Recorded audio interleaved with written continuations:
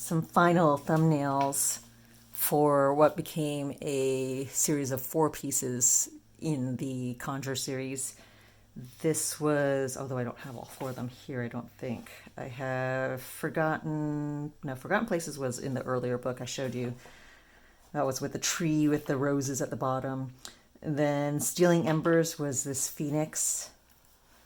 And I had to play with several different ideas with it. Initially, this was the first, I believe, that I drew.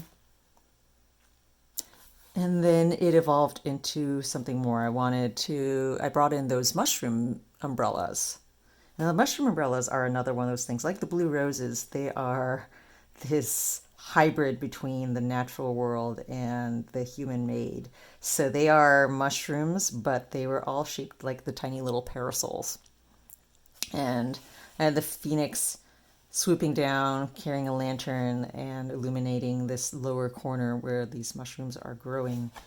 And then a much more finalized version where that same phoenix, I liked that composition. I liked the phoenix aspect, but I wasn't quite sure about the rest. I liked the lantern, I liked the mushrooms, and it needed something else up above, and it turned into this sphere of butterflies.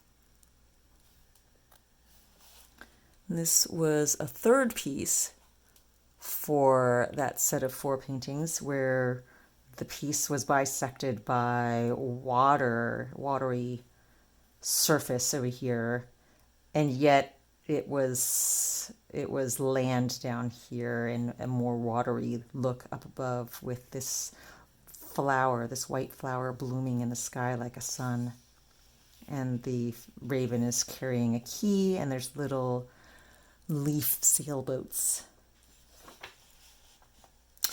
And the 4th piece, so there's a couple of other scribbled things, ideas and concepts. And I wanted to play with the idea of a negative space for the tree. So I had a tree where the branches are spreading and the moon and stars can be seen in the body of the tree rather than in the surrounding area. And then this line of fish swimming up to it. Again, this is another one of those sketches where it is super rough and super scribbly. And I think if I just showed this part to you, you wouldn't really know what to make of it. But this is enough to remind me what I want to do for my painting.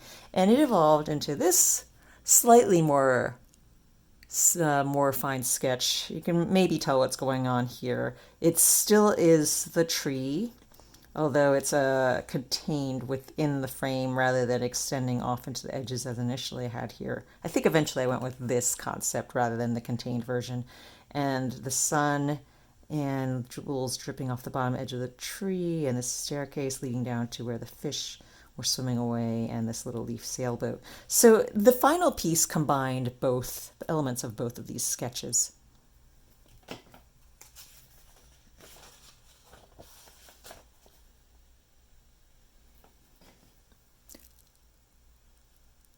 This is actually the final composition of Origin of the Spark, which I showed earlier, the very first concept for it. But this is more accurately representing what the final painting composition looked like in its full shape and size. This was the evolved sketch for the main stag that was going to be standing over here underneath the tree, and the flowing lines that broke up the ground area. You could see I also left a lot of notes for myself when I first came up with the sketch, because I had an image in mind at this point and I sort of knew what I wanted it to be. So I made notes where I wanted these orbs to be gold embossed.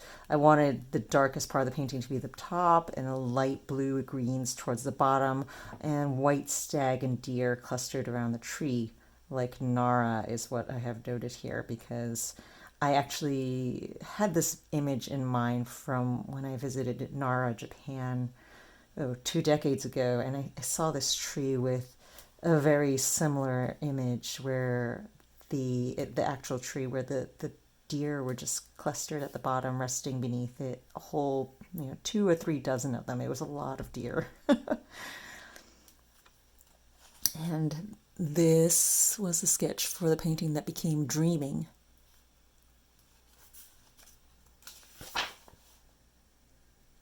These are for some future paintings, ideas for things yet to come, perhaps.